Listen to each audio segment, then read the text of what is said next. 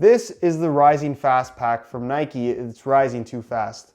The Nike Rising Fast Pack is all about bringing attention to the younger players in Nike's roster of endorsed athletes, which I think is an absolutely fantastic idea. But with that aside, the colorway itself looks absolutely gorgeous in person. What's going on, guys? Josh from soccerreviewsforyou.com, bringing you my review plus on-feet video of the Rising Fast Nike Mercurial Superfly 5. Now, of course, in today's video, we'll be taking a closer look at the colorway itself. We'll talk tech spec and performance features on the Superfly 5, as well as, of course, take a look at how these things fit and feel on feet. So if you're interested in learning more, please stick around and watch the entire video. If you're interested in a pair of these for yourself, I'll leave a little pop-up on screen, or you can click the first link down below in the description. That'll take you to the review page on my website, where you'll find buy it now links with exclusive SR4U coupon codes, where you'll be able to pick these up below their normal $300 retail price. Everyone's favorite accessory, a string bag, does come included with the Superfly 5s in this colorway, as it always does.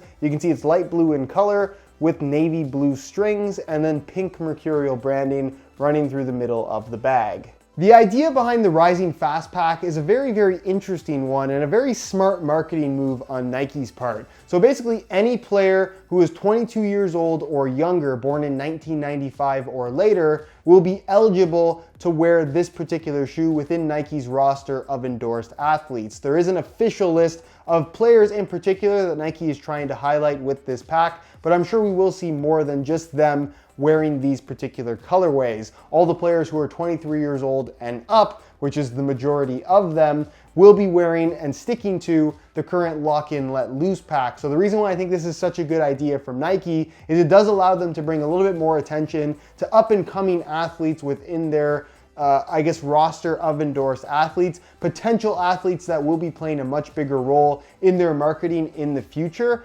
Plus, it allows them to have two colorway packs that are current at the same time. So they're allowed to release more colorways. It's good for us as well because we are getting more options this way. And as a whole, I just think it's a really good idea. Hopefully they stick with this in the future. The colorway itself looks really good. I thought it looked good in the pictures, but in person, they look even better. I really like it when they do the contrast between having a lighter color at one end of the shoe and then slowly kind of transitioning into a darker color towards the front, which is exactly what they've done here. So you can see that it does have a translucent Nike skin covering. So all the color change that you see is within the Flyknit pattern that makes up the construction of the upper. So you have light blue towards the front, and then it slowly transitions, incorporating more and more of that navy blue as an accent, and the two colors together just work really nicely in my opinion. You're gonna find pink as an accent color. I've seen it listed as bright mango on certain websites. That is not the case. This is actually hot punch pink from Nike,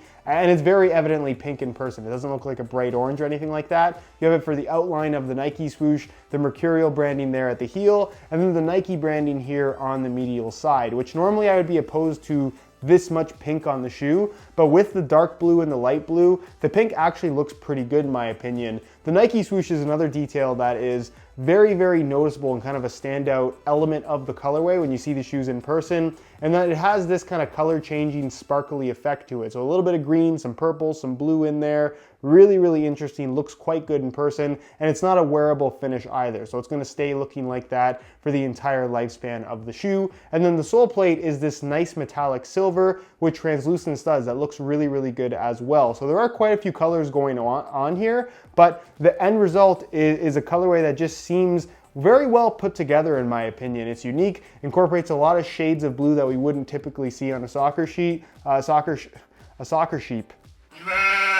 Anyways, let me know what you guys think of this colorway down below in the comments. For me personally, I think this is one of the best colorways we've seen of the Superfly 5, but I'd be really curious to hear your opinions. Performance-wise, the Superfly 5 is excellent. I'm gonna go over the details of important tech specs to know if you are planning on picking these up.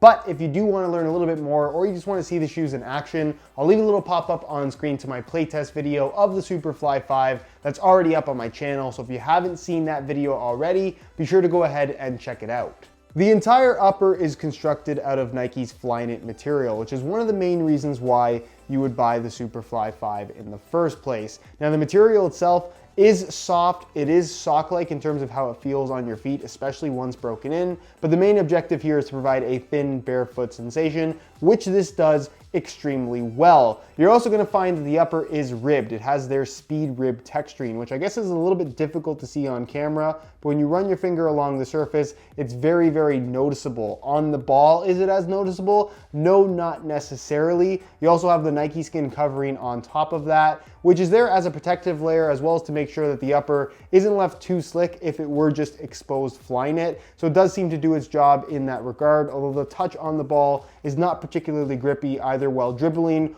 or when shooting. So really the main and defining characteristic here of this particular shoe, especially with the one-piece construction of the upper, is you have this all-over thinness that offers a very barefoot sensation on the ball, but because of the knitted material that it's made out of as a base, it does have that very slight amount of padding to it as well. So if you want the most raw sensation from a Mercurial model, the Vapor 11 would be a thinner shoe overall, but if you're looking for that more kind of soft, sock-like, slightly more comfortable feel against your foot, you could argue, then maybe the Superfly 5 would be a better option for you with its Flyknit upper. You're also going to find ACC, all conditions control, as your wet control element, not a major feature on really any of the top-end models from Nike in my opinion. And you'll also find flywire cables that run from the lacing system into the base of the sole within the speed rib texturing, so you can't really see it, but you definitely can feel it when you put your foot inside the shoe and tie the laces tight. It pulls on those flywire cables and really does its part in terms of stabilizing the midfoot and forefoot area of the shoe, really giving you this nice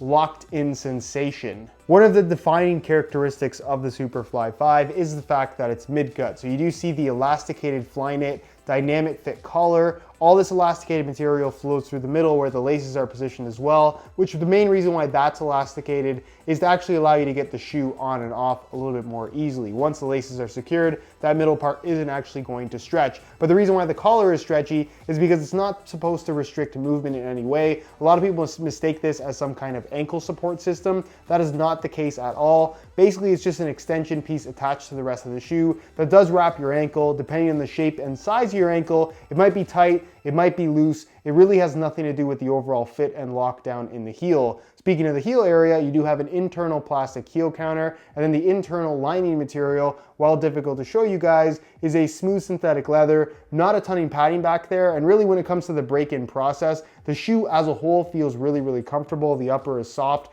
pretty much right out of the box, but because of this mid-cut design, a lot of people do struggle in the heel area, especially at the very back with blistering, but I'll talk about that a little bit more during the on-feet portion of the video. The insole is fully removable, and as you guys can see by the branding here at the heel, it does feature their new Nike grip lining on the surface of the insole, something that they're now incorporating into all their top-end models. So we didn't necessarily get this exact same liner in the earlier colorways of the Superfly 5. How does it feel? Well, pretty much exactly the same. This just feels like a standard mesh material. There's nothing about it that I would say is better or worse than what we had previously in the Superfly 5. So really in all the implementations of these Nike grip insoles, it just feels like a regular mesh to me. So I wouldn't buy too much into that particular performance feature, kind of similar to ACC. You're also gonna find the material of the rest of the insole is the same ortholite foam, has a decent thickness to it, a little bit of shape to match the Nike plate sole plate, which is anatomically fitted. And really, considering the thickness of the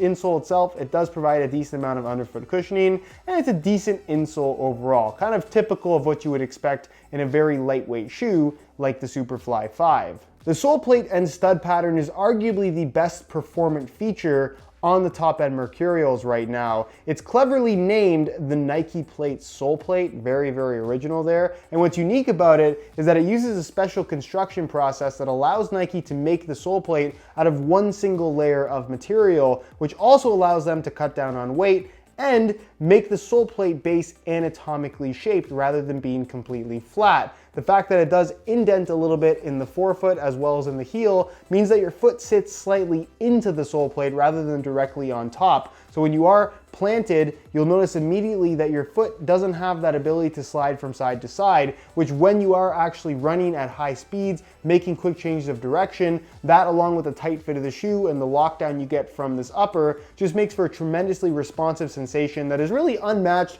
by any other shoe other than the Nike Mercurial Vapor 11, which I think it's difficult to say that the Vapor or the Superfly is the more responsive shoe. It's really just, I guess, more so a matter of personal preference in terms of how they feel. They're both extremely responsive. As far as the actual stud pattern is concerned, this is of course the firm ground stud pattern. You can see they are all chevron shaped studs, fairly decent in length, very aggressive in terms of their shape and positioning. And really that's the main characteristic of this stud pattern. It's very, very aggressive, tons of bite when pushing off in pretty much any direction. So really, if you're just looking for as much grip as possible, no matter what type of movement you are making, really this current Mercurial firm ground stud pattern is the best of the best in regards to that particular characteristic. And finally, the weight of the shoe. In a size 9 US, a Superfly 5 weighs in at just under the 7-ounce mark, which is very, very light. One of the lightest shoes currently on the market. Again, the only thing you'll find that's lighter, but very similar in terms of its characteristics, is going to be the Nike Mercurial Vapor 11. So if you're looking for that lightweight, thin, barefoot, responsive feel with very aggressive traction, the Superfly 5 has all of that on offer.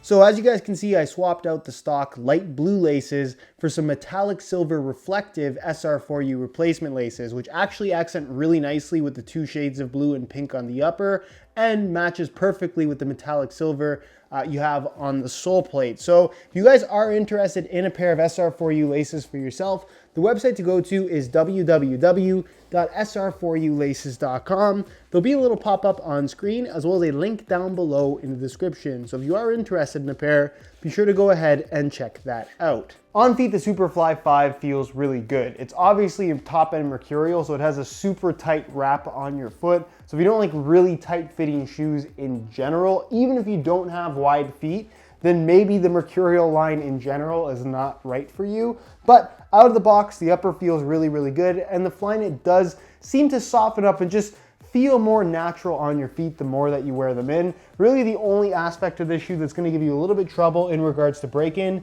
is gonna be that heel area, which is not uncommon for a lot of mid-cut models from Nike. So not a great idea to wear these straight into a game or straight into a free kick session. Really take your time with the break-in process and make sure that you avoid the blisters. If you leave them on to the point where they're so uncomfortable that you do get a blister, that's kind of on you. But if you take them off as soon as you start to feel a little bit of discomfort and kind of repeat that process for a week or so, you'll be able to avoid the blisters and break in the shoes really, really easily. Unfortunately, there isn't a great way to break these in super quickly. You kind of just have to take your time with them. That's the best way to do it if you do want to avoid any kind of significant discomfort. As far as the width is concerned, it is a very tight-fitting shoe, as I mentioned, and because of the flywire cables that run through the majority of the upper, those are not going to stretch at all. Therefore, the rest of the upper isn't really going to have much give to it either. If you've worn Mercurials in the past, width-wise, these are going to be similar, so you should be okay. But again, if you do have really wide feet or you just don't like super tight-fitting shoes,